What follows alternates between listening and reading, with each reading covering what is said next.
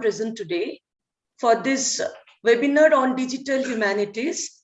A warm welcome once again to everyone. This is, as you know, organized by Amity School of Languages, Amity University, Rajasthan. Now, this upcoming domain, of course, raises eyebrows, but it is sure that humanities is catching up with the digital revolution. Today, we are fortunate to have with us Professor Dilip Barat from Department of English, Maharaja Krishna Kumar Singh Ji, Bhavnagar University in Gujarat. I would like to share a brief note about him. He has 24 years of teaching experience to postgraduate students of different disciplines of Bhavnagar University. He takes keen interest in computer-aided language learning. He completed a research project on technology and teaching English and literature blended learning. Besides, he wrote several books and articles on modern communication and literature. So once again, I welcome Professor Barat for this webinar on behalf of Amity University, Rajasthan. Over to you, Professor Barat. Yeah, thanks a lot, madam. Okay, so now I will be able to share the screen. Okay, thanks a lot. So Wednesday also we had a 1-hour session on research methodology, and in that session also we referred briefly to digital humanities. And today we are going to have a brief talk on introductory aspects of digital humanities. So I would like to concentrate on the idea that what is digital humanities and what exactly people are doing under digital humanities as a part of either their teaching, learning, or pedagogical aspects, or even research aspects. What are the major concerns which are taken care under digital humanities? Okay. Let me share my slides here.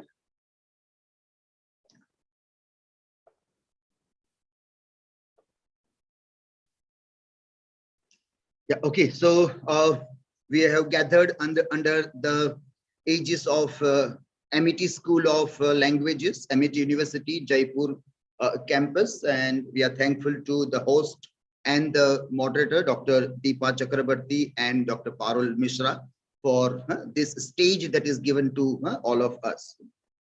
Well, so what is digital humanities? When we try to see directly this question, obviously there had been various attempts to define or even come down to this nomenclature. What is DH? Now, as most of the critics, researchers, scholars have come down to this particular nomenclature, and they all call it collectively DH. Though there are many still who say that it is computational humanities, CH. So as it is a kind of a discipline which is still finding its space into academia, there is that problem of nomenclature, but by and large, let us call it digital humanities, though many might call it computational humanities also.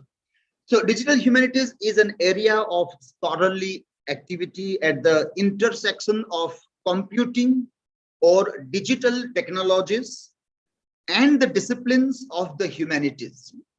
It includes the systematic use of, this is a very interesting word, systematic use of digital resources in the humanities, as well as the analysis of their applications also. So, well, there is one very popular word known as ICT, Information and Communication Technology. There is a difference between ICT and DT, or let us call it digital technologies. Here, there are more of use of digital technologies along with ICT also, and that difference also is very important. So this is a very interesting intersection. Obviously, we have seen up till now that the critic of digital humanities, or the critic of digital era, or the critic of technology itself, they might have always seen that there is a kind of what we call it as opposite sense into this word, that is digital and humanities, because humanities is something that is going to speak about human beings and the human values and the human aspirations, human freedom, at the core of the discussion. Whereas digital, to some extent, seems to be something that controls us. It is something like a science, something that is mechanical, something that is turning humans into robots or machines. And what humanities is teaching us, be free. That is that idea. So that is, we find that in the very nomenclature of digital humanities, there is something that is highly problematic also. But well, we are already in the digital era, and so now we have to narrow down the discussions around digital and humanities and find a space for this discipline also. This was by Johanna Drucker and Melissa Terrace in their work Introduction to Digital Humanities and Quantifying Digital Humanities. Then we have still further things coming from Burdick and Drucker and Johanna, where they said that DH can be defined as a new ways of doing scholarship that involve collaborative, transdisciplinary, and computationally engaged research or teaching and also publishing also. So that is whether digital humanities is a new discipline or not. Well, people say perhaps not a new discipline. It is a kind of an umbrella term, and under this umbrella term, lot many things will come. So we will see that there is now even MSc in digital humanities. So it doesn't remain a discipline which is only for humanities. It will be transdisciplinary, it will be cross-disciplinary, it will be interdisciplinary also in its very nature. So it will be a way of looking at the things, or ways of doing things, ways, plural, of doing scholarship in different way, where we are involving collaborative work, transdisciplinarity, or computationally engaged research, teaching, and publication. It brings digital tools and methods to the study of the humanities with the recognition that the printed word is no longer the main medium for knowledge production and distribution. Printing machines were invented around Renaissance time, or just at the beginning of the Renaissance. And printing machines and the printing text had their heyday up till now. 21st century obviously comes with a challenge against the printed material or a printed text. Now it is coming as a cyber text or hypertext or a digital text. So that also becomes very significant, that the printed word is losing its battle to the digital word. And so it becomes necessary to think of digital humanities also. Benefits of digital humanities. This is Duke Trinity College of Arts and Sciences, and they try to put some of the things here, which by and large most of the critics and scholars of digital humanities agree with. Integration of qualitative and quantitative approaches, fine, we understand that. Content management and data analysis. Quicker access to information through digital access, very interesting point there. Enabling teaching, pedagogical aspect, though we are going to talk a little bit about pedagogical aspect also under digital humanities.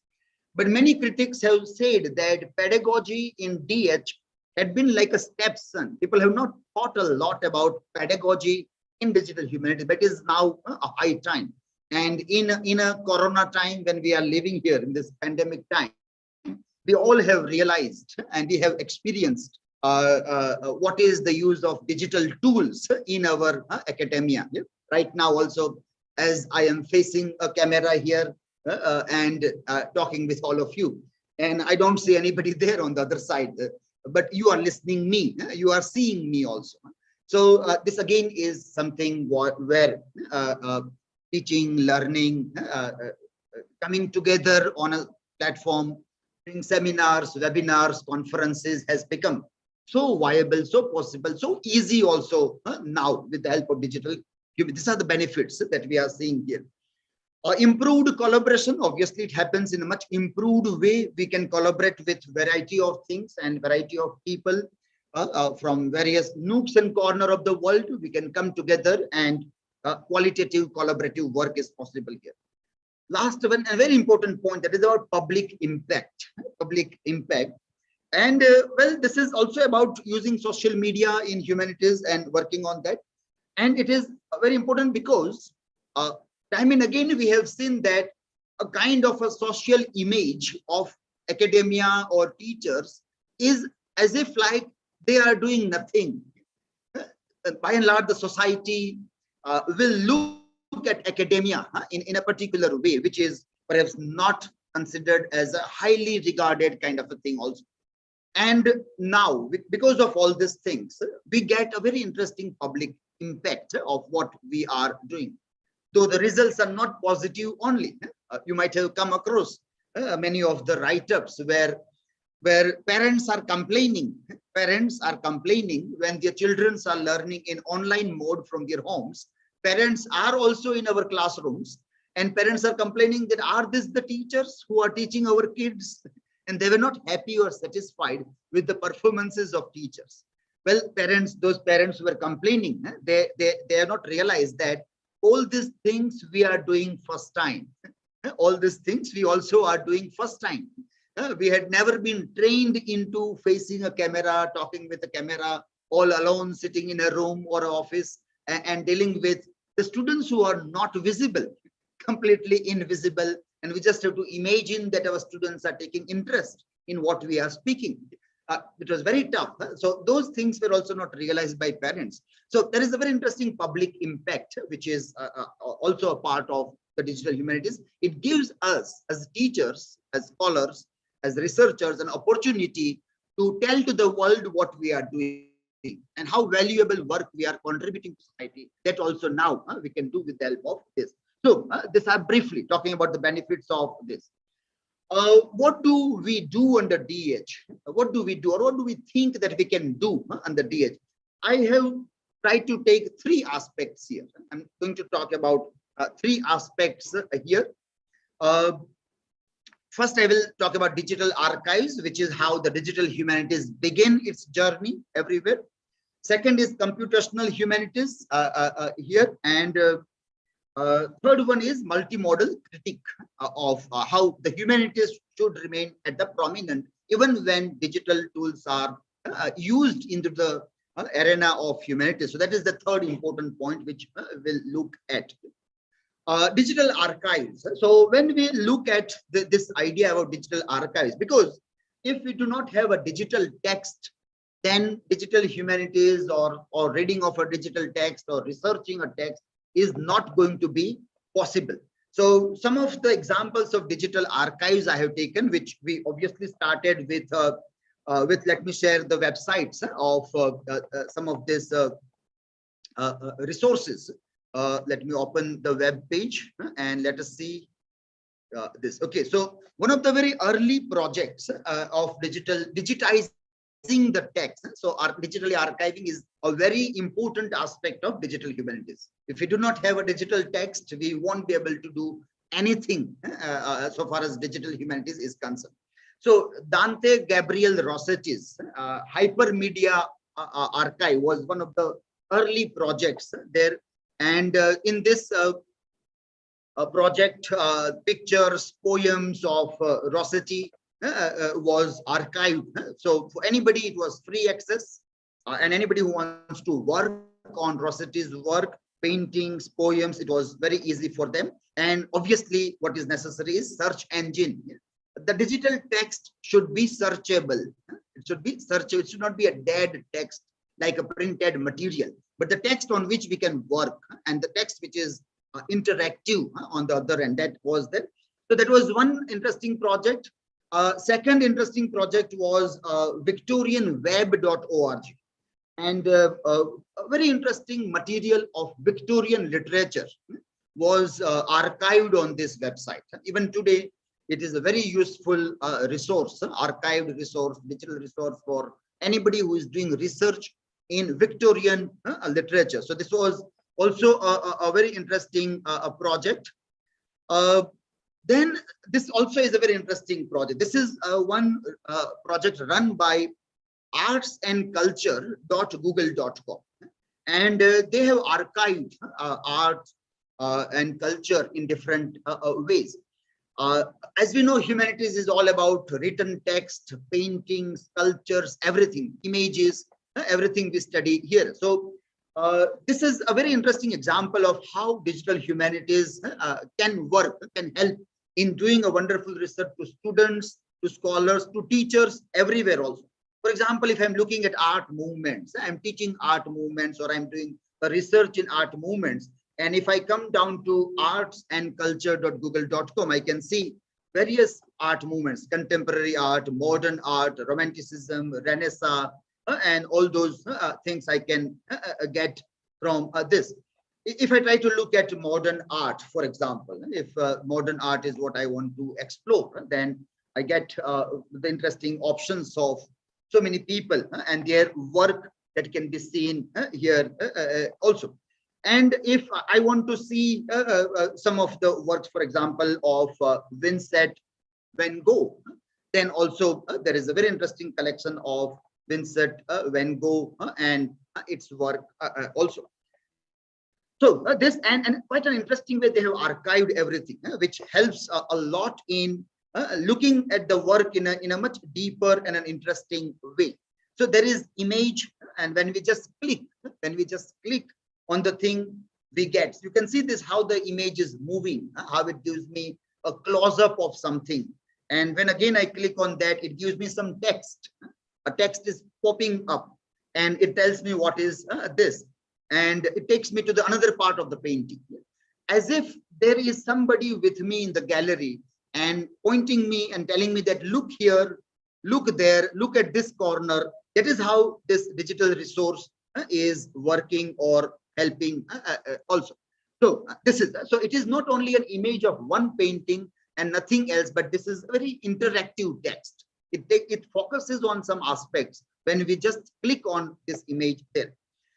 Similarly, there were very interesting projects which are being run by Harvard University, and this is they call it as DART, D-A-R-T-H, Digital Art Humanities. Under this, they are running various digital humanities projects also. So anybody who is still interested in seeing what kind of work is being done and how you can also pick up some of the topics for your work, then you can just go through this collection of digital projects and various events which are archived on this Harvard University website. Also, very interesting projects are being done. If you come down to India, in India also a very interesting research projects has been done, and some of the early initial projects in India were about let me share the screen. Coming down. Okay, I'm coming down to that afterwards. But here, just I have opened this website, so let us see this. That we already have archived complete works of, for example, Swami Vivekanand on this advaitashram.org, or here it is Gandhi Ashram Sevagram.org, where complete works of Mahatma Gandhi also is archived. And these all projects are very interesting projects so far as digital humanities is concerned. Archiving, first aspect of digital humanities, that is what we see. IIT's this project, IIT Kanpur's project, this also is a very interesting project. They have put the entire Valmiki's Ramayana on this platform. And like as we say, it is not something that like a dead text, a PDF copy uploaded on the website. It is not like that, but it is something where it is it has an audio recording in Sanskrit, in the original language, which if people want to, they can listen also.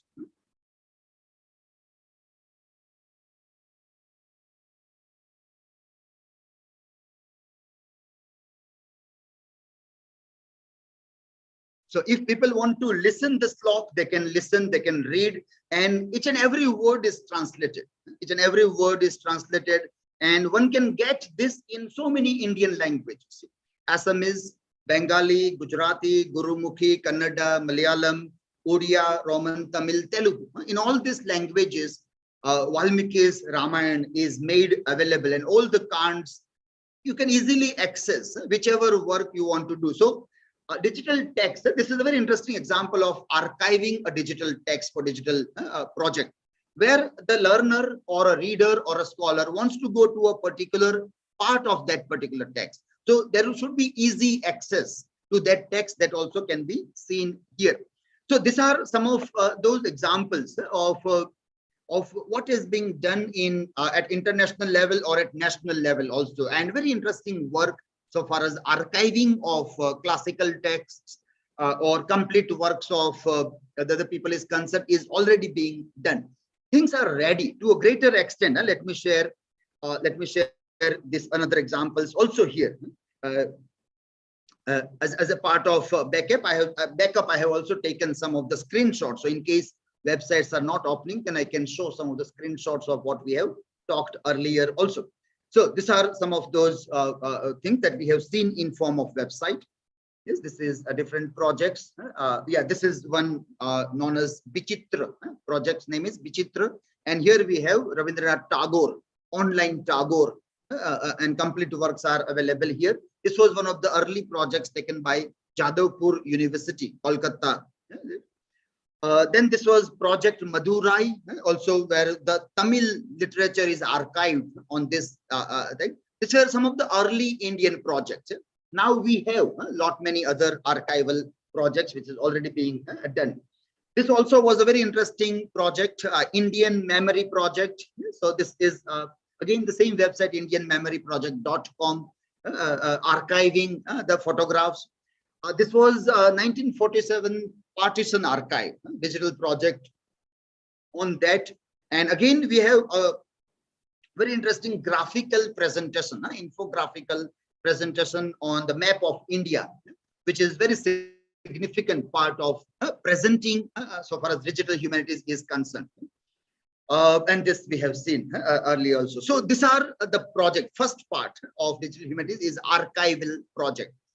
In case in some of, for example, in wherever you are, if there is something not archived, if you are living in a small village and there is some kind of information there, for example, let us say that there are old people, old women are singing some very traditional regional songs, and those songs with those old women are going to die away. So what a young people can do, they can go there, do video recording, archive all those songs, write down the script and upload on some website. And that can be a very interesting project so far as digital humanities is concerned also. So some part of a culture which if you think is extincting, it is dying, we are moving on and things are always going to be shaded off, then those projects can be taken as a part. But that is first initial part of digital humanities project. This has lot many other things also along with that. Okay, coming to the slides. The second part is computational humanities. And so far as computational humanities is concerned, we see this in three aspects.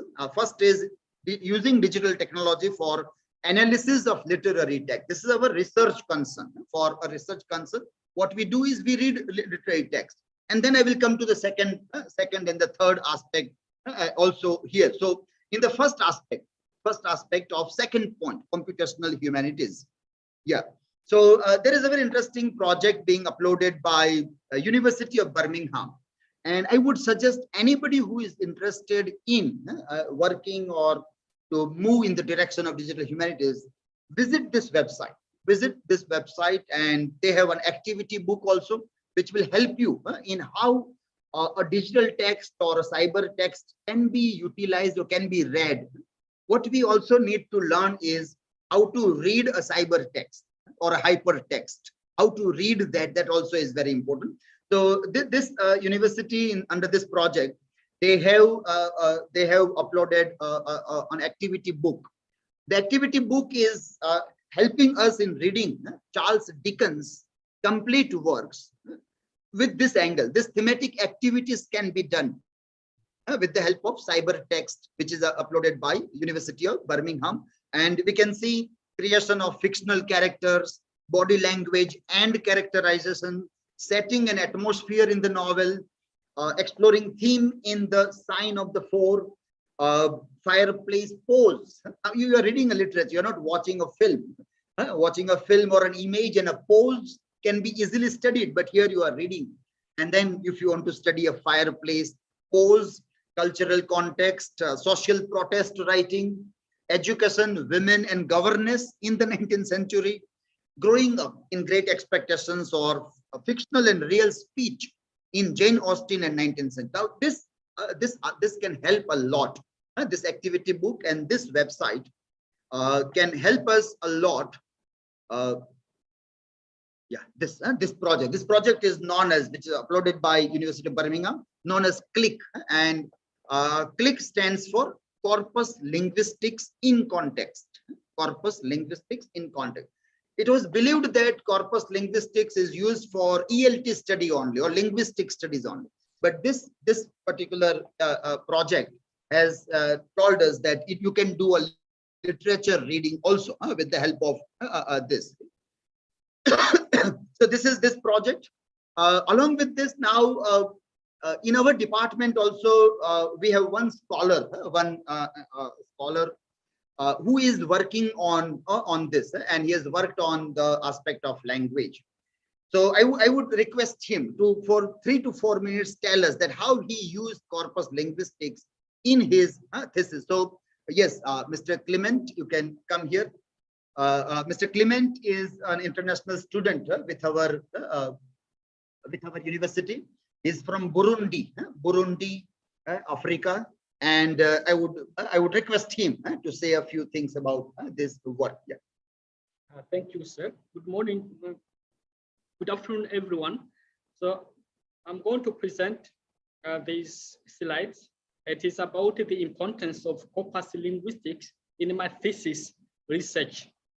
So it was conducted in the Department of English.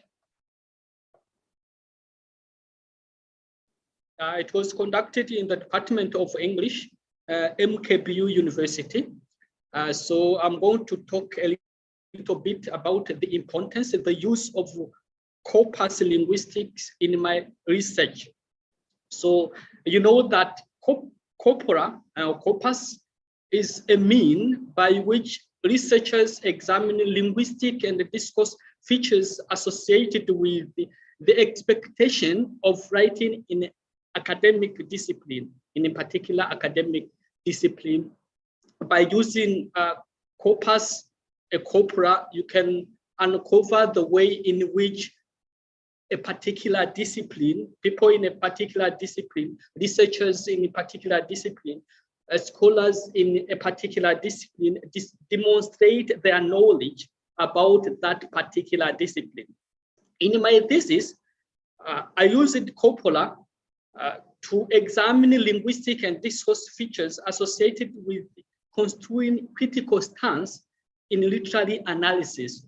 Critical stance is a desirable feature of academic writing at university level or post-graduation level.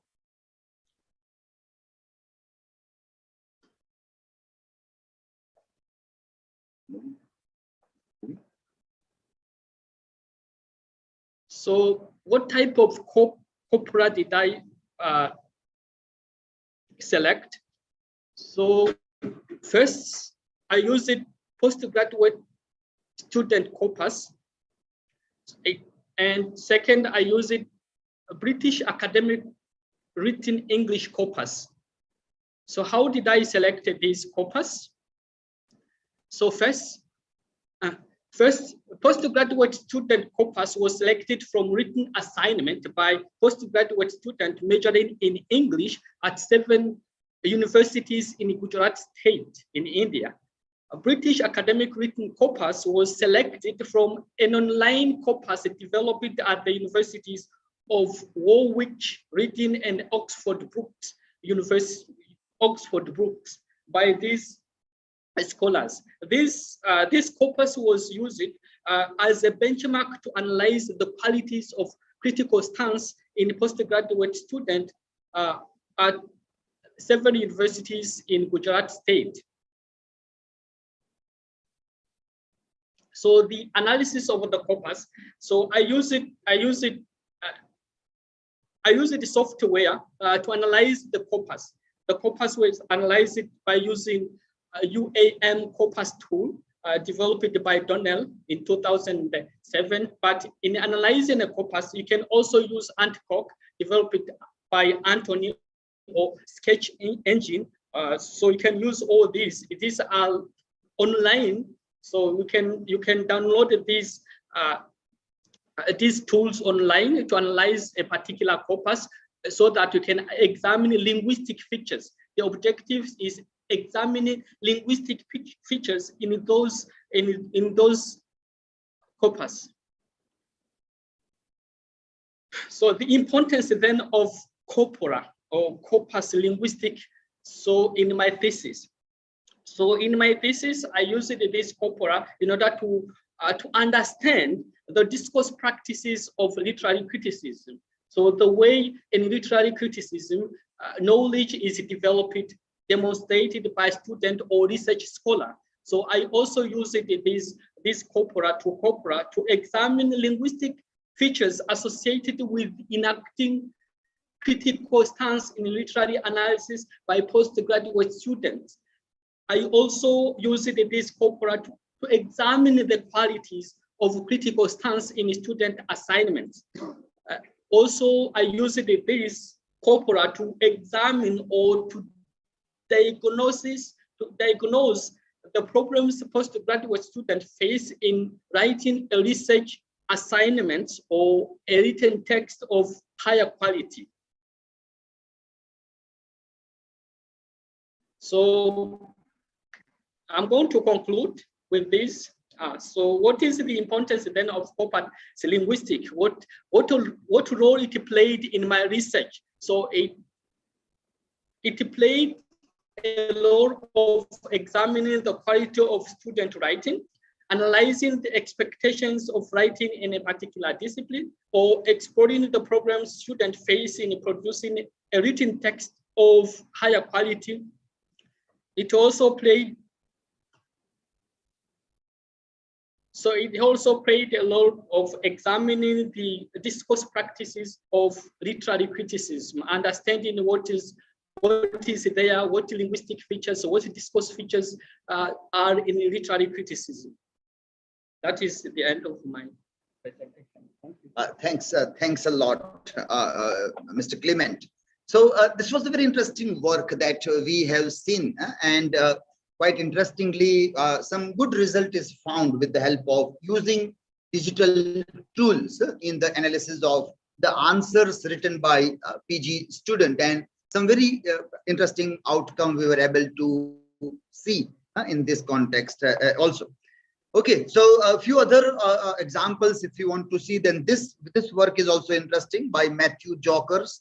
Microanalysis is the work which can be referred, which is for the digital methods and literary history. Then this another work by Aidan and Michel, Uncharted Big Data as a Lens on Human Culture. Cultureonomics also is an interesting, quite a successful work which is done with the help of computational humanities here. Okay, so coming to the second point in our computational humanities, this is about pedagogical concerns. As we have seen earlier also, that this is one of the concerns which many people have seen that is not explored a lot.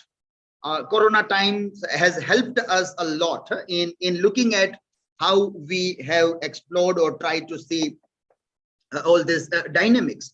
And these are some of the videos, pre-recorded videos of how we set up a kind of,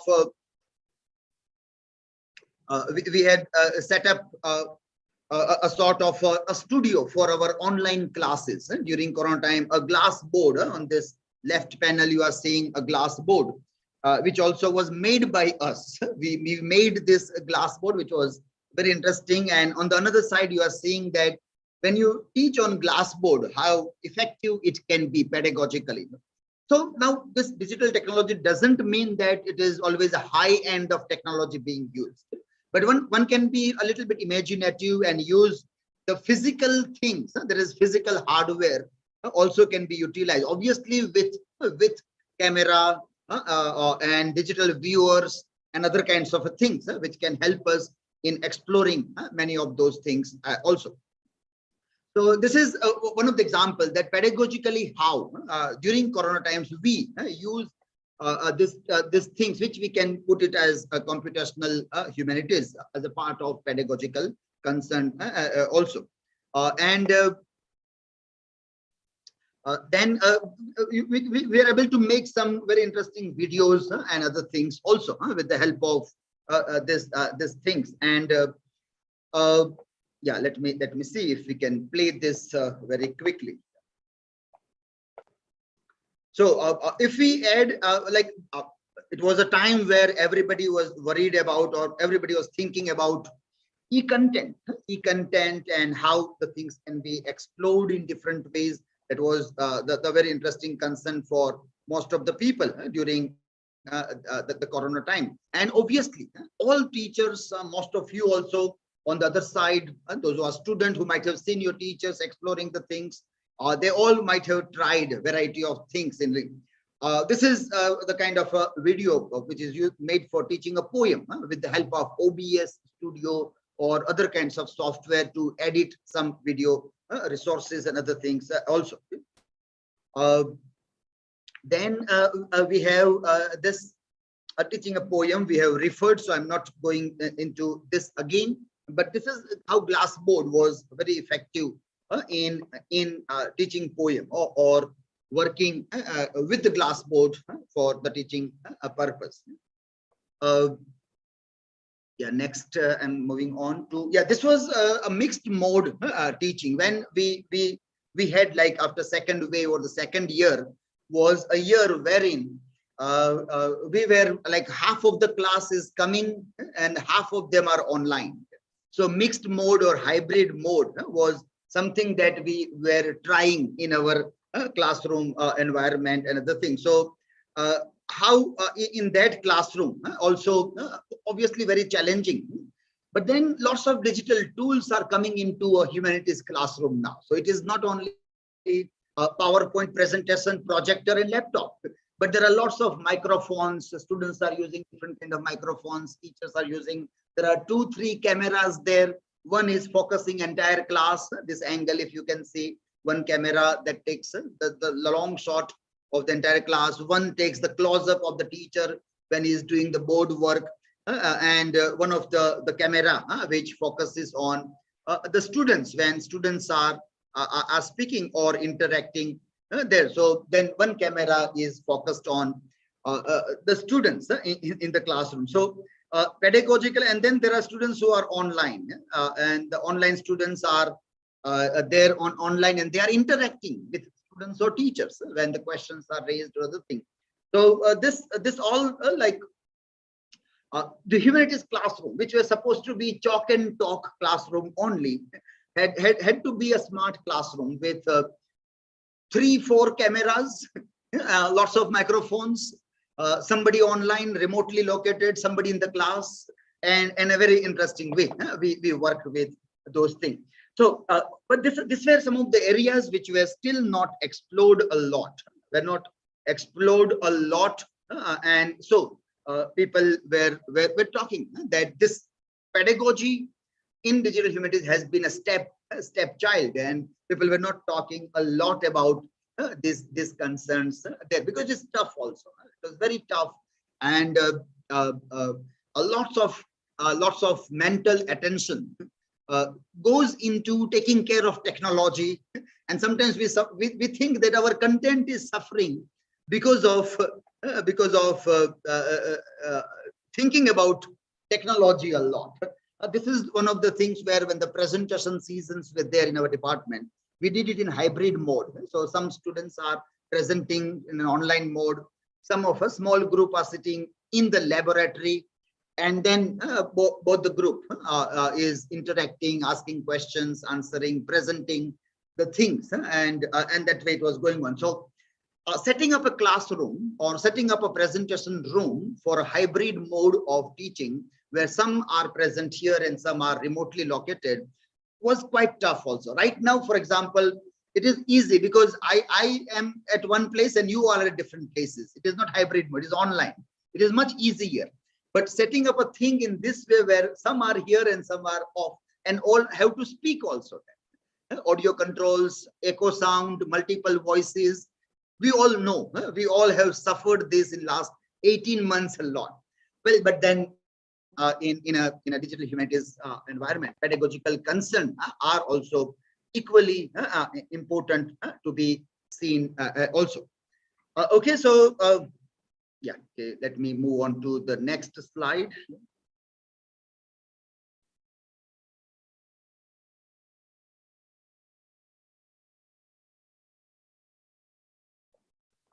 I'm just coming out from, yeah, okay, fine. Yeah, I'm playing again the slide. So that was pedagogical concern and some of the things that we tried at our level to see that how it was there. But I know most of you might have tried variety of things so far as pedagogical concern and digital humanities is concerned. Yeah?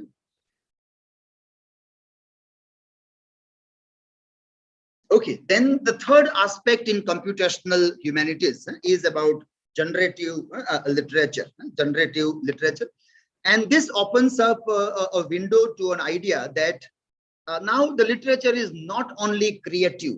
Now the literature is not only creative, but now we have another category in literature, and that is generative literature. So the concern that can a computer write a poem, and how it happens. I would like all the participants to take this quiz, a small quiz I am sharing with you. The link I am putting in the chat box. Let me put the link in the chat box, and I suggest all of you to take this quiz. Yeah, yeah. Okay, I'm putting it in the chat for everybody. Yeah. Yes, a link I have shared with everybody, and I request you all to open this. And what you will find is that there is a small poem is given, a small poem. You just have to select whether that poem is written by human being or by computers. Very quick reading. It is not very tough task. Just 2 minutes it will take. You just have to read a few lines. And if you think that this poem is written by human being, click on human, otherwise computer, and then submit your option. Give correct email ID. Give correct email ID. So if you will give a correct email ID, then if you will give correct email ID, then you will get the responses also. If you will give wrong email ID, you will not get responses. Where you will get whether your answer is right or wrong, that also you will be able to see. And you will find some interesting links also to visit those websites also. So give correct email ID and very quickly appear in this small test here. Let me also open here. Yeah. And let us see how many of you are appearing in the test in this. Okay, I hope I am receiving quite good responses there. Yeah. Yes, okay, I think 3, 4 of you. Right now from this group, 4 responses I have received, 5 now, 6 now. Okay, more responses are coming up here. Okay? And you will get automatic email. Your automatic email will let you know that what answers you have given, whether you were right or wrong. Our concern is not right or wrong.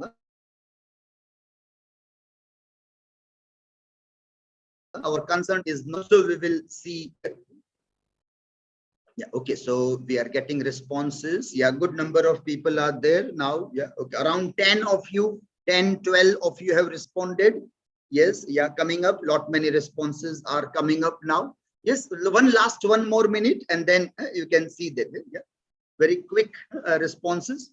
You will get an automatic email. Don't worry whether your answers are right or wrong.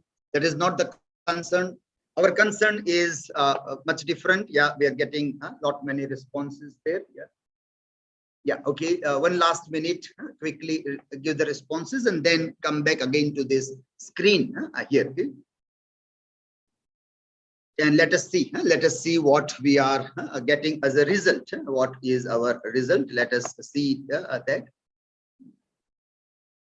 So yes, you can now come later on. You can keep on giving the responses and see the thing. Now, what we see here, say for example, first poem, and the question was this poem written by a human or a computer? Now it is 50-50. So the people who responded, 50% of the humans thought that this poem, which is actually written by computer, is written by human being. Now, this is very interesting thing to know, that there is a poem written by computer, but humans think that it is written by a human being, 50-50%. Well, this is fine. Now, this result is still okay, that only 27% thought it is by computer, but 72 thought it is human. If the result is like this, then we don't have to worry at all. But the result is not like this. Result is in a different way, almost equal. Result is almost 50-50. Then there is a concern. It really means, if we want to see at this responses, that it is equal. Human beings are not able to identify whether a poem is written by a human or a computer, or computers have started writing poems which is very similar to humans, or humans are writing such a kind of a poems which seems to be written by a computer. Lots of concerns and questions are coming here, which needs to be addressed in different way also. But that is the concern, that generative literature is coming up in a big way, and our literary theories, our mental capabilities, our natural intelligence, is it ready to read those literatures or not, or how are we going to cope with those things?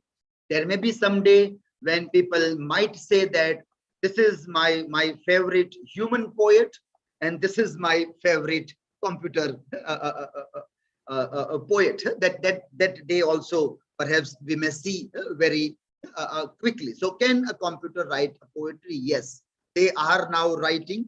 There are many such platforms. One of the platforms is here also, poemgenerator.org.uk, and if you want to write haiku, free verse, whatever, sonnet, limerick, you can go there, give keywords, and you click, and the poem will be ready also. So this is what we call it, generative literature. It is a text produced through computers with the help of set of rules, dictionaries, algorithm. So now in digital humanities, it is not that we use digital tools to analyze the literature written by human beings, but we also try to see something about what is electronic literature, generative literature, what is it, and how these things happen. What is this text? Text is not only the printed one now, it is a digital text, it is a hypertext, it is cyber text, and it deals in a quite a different way also. So we have to now, under digital humanities, computational humanities, we need to start now working with all this text also.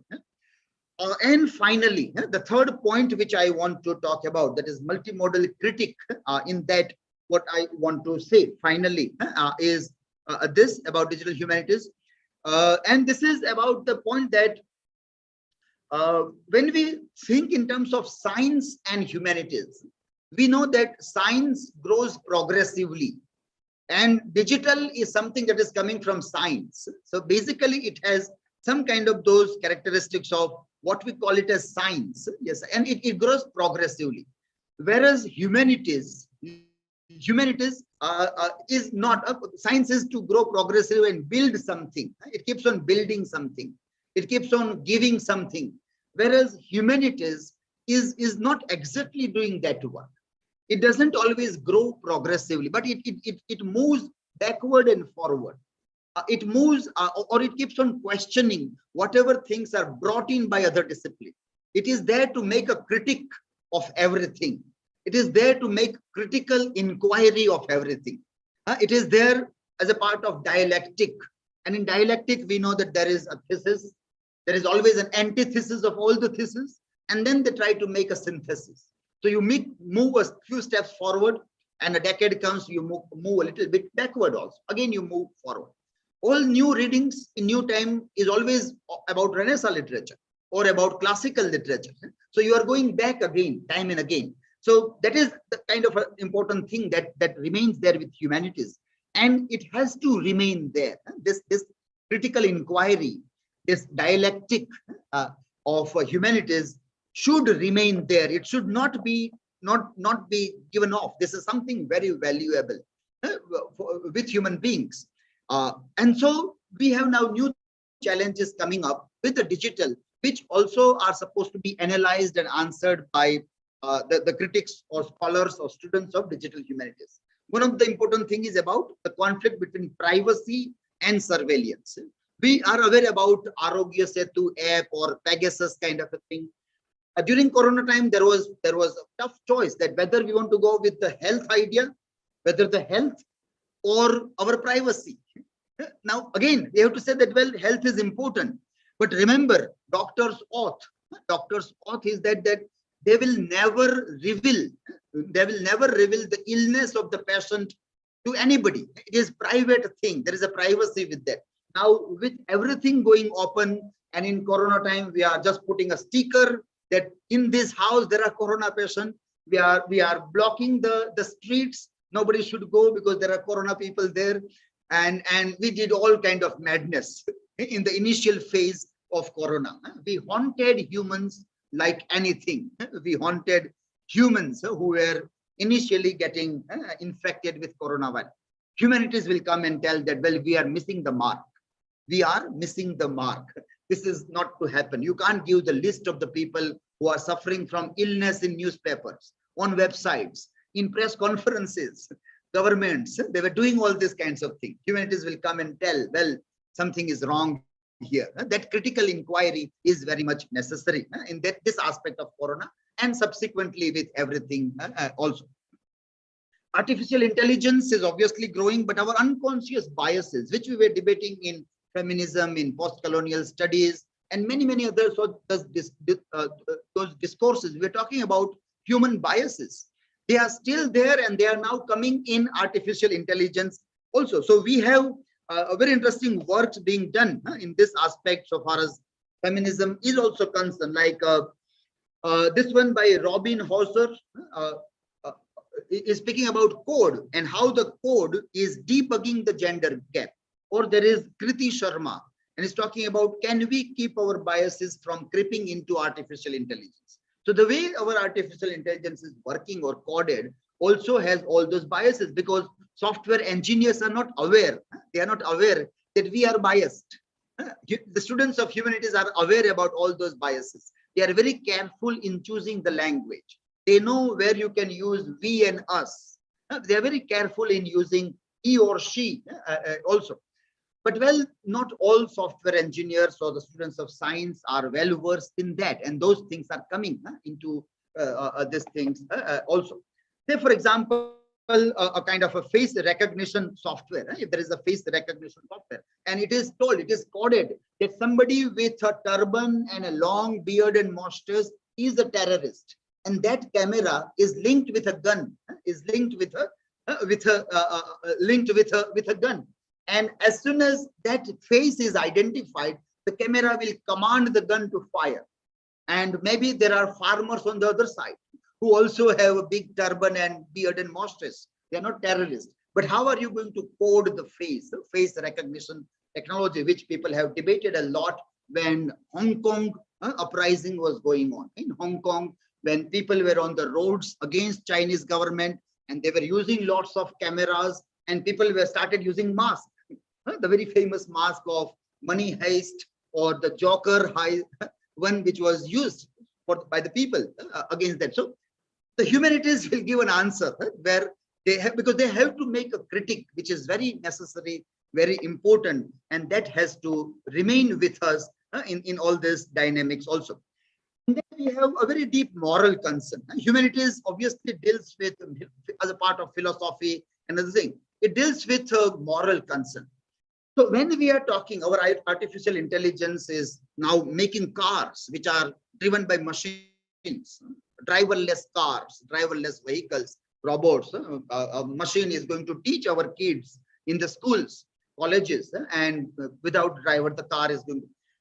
This website is very interesting. This is a project run by MIT. MIT, Massachusetts Institute of Technology, is running this project, moralmachine.mit.edu, where you can go and you can try. They have put one game that imagine you are driving a car and suddenly brake fails. And on one side, there is a cyclist, somewhere the kids are playing, somewhere the old people are there, somewhere the truck is coming. Now, what are you going to do? In which direction you are going to take your car? With what are you going to bang your car? What is your moral choice here? So you may think that, well, children, old people, let me blame the old people. Children have to still live a life. Or I say, I will go to truck, I will be damaged. I will go to cycle, then the cyclist will be damaged. Let me go to cyclist.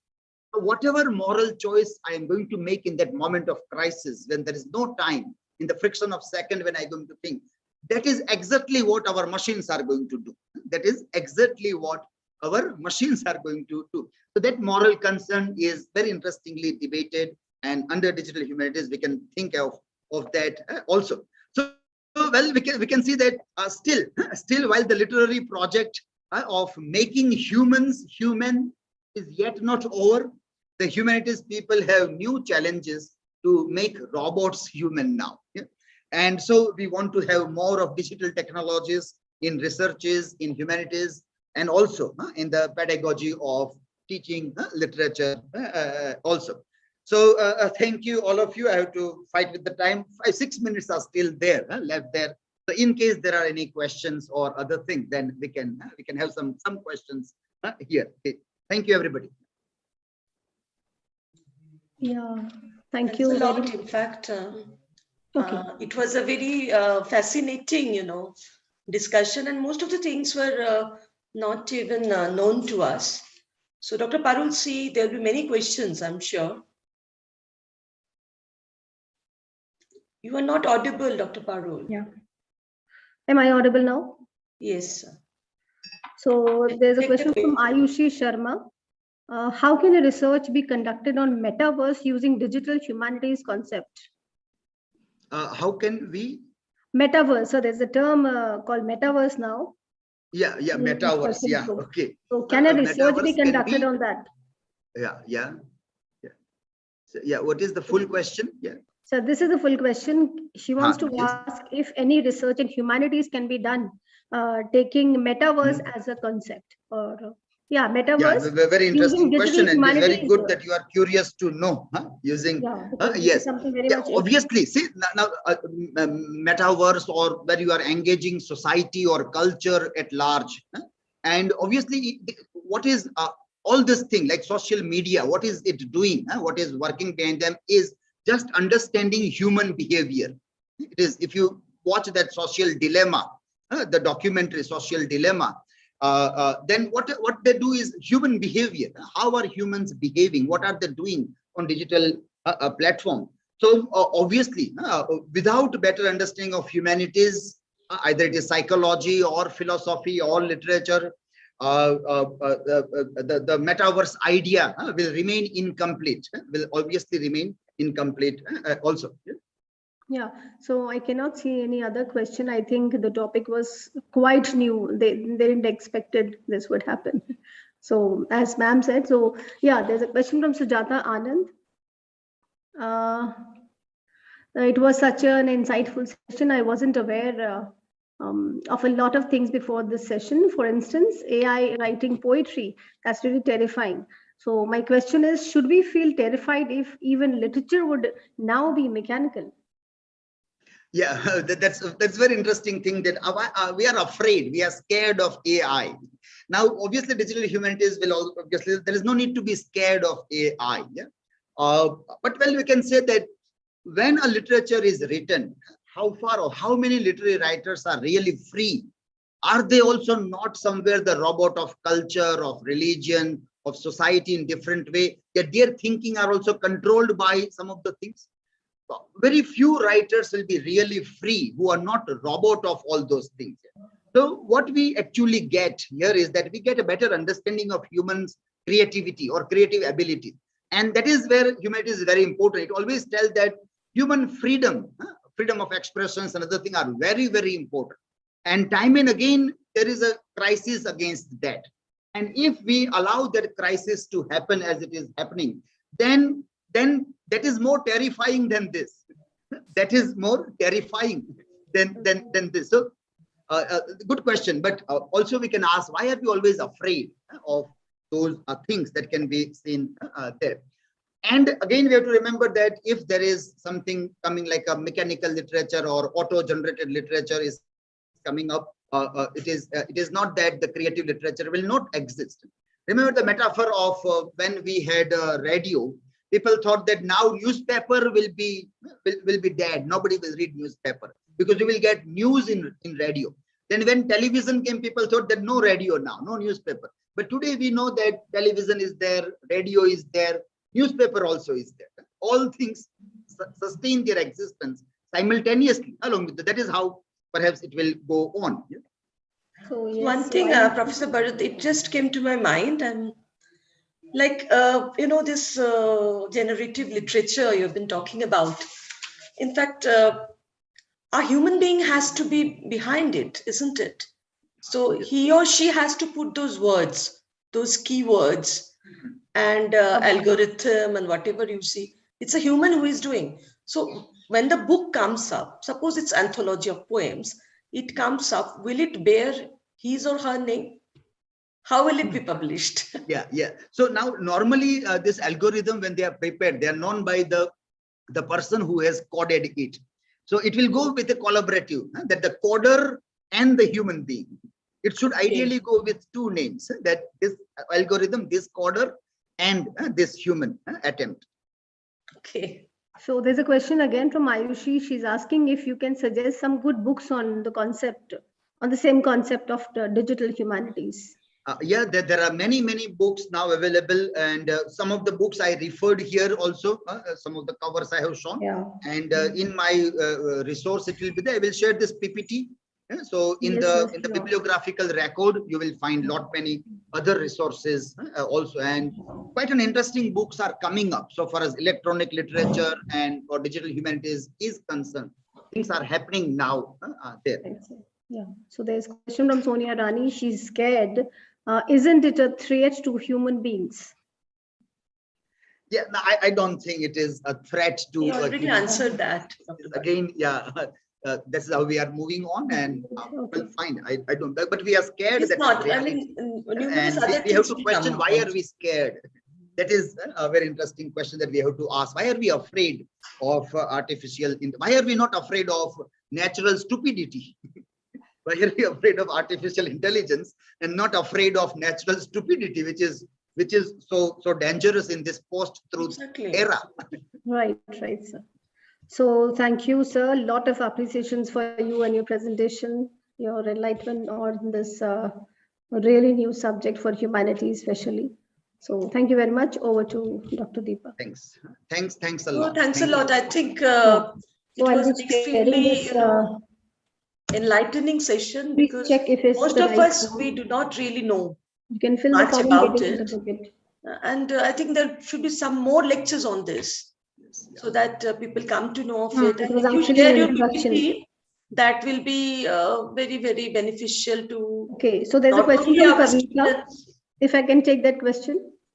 Kavita Balotia has a question. How could we connect with the digital humanities literature as it will be written by a machine and no emotions are connected to it? Yeah, well, now see, for example, again, we come back, like if you come back to T.S. Eliot, when he said about writing poetry, he said it is depersonalized. There are no emotions. The emotions which are important for poetry and the emotions which are important to the writer, they are separate things. And the poet has to kill the self to write a poem. So that is the process of depersonalization. So that question is always there, that is it always necessary to emotionally feel something to write something imaginatively, or you can just imagine something and write? So like everybody who is writing a work of art on earthquake may not have experienced earthquake, or all kind of tragedies which Shakespeare is writing or Charles Dickens is writing. It is not that they have experienced all those tragedies in their lives, but they are imaginative. They are so that aspect of literature also is equally significant and important. That it is not that there is always a personal emotions, but there is an imagination which plays a very vital role in the creation of literature by human beings also. So there's another question from Asha Dedi. She has asked DH feminism, or DH, that is digital humanities post-colonialism. Will you please throw some more light on these topics? Digital it will obviously take a long time, but I talked about the DH feminism, cyber feminism also you can say, or this also.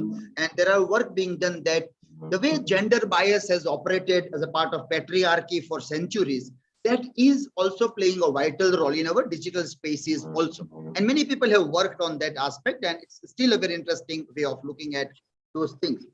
Simple things we were seeing, like toys.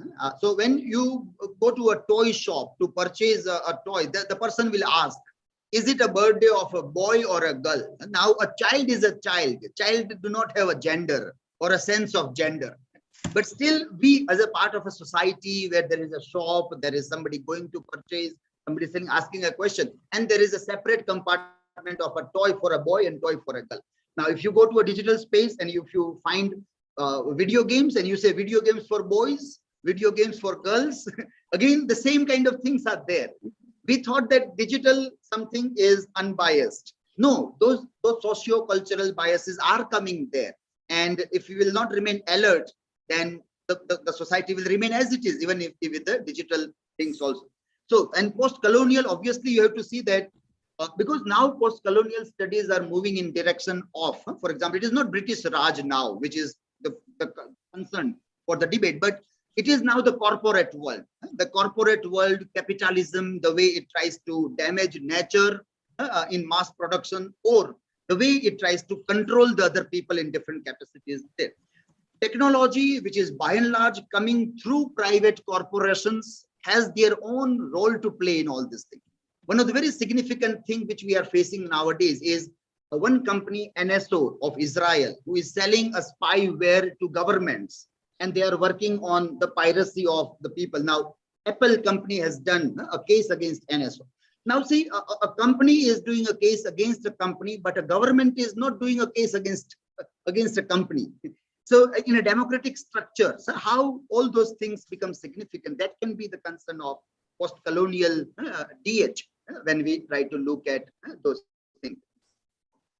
So that's all, I think.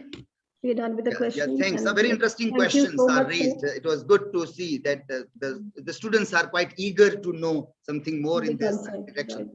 Thank you so much, sir. Thank you very much. Thank you. Thanks a lot. Thanks. Thanks a lot. Thank you.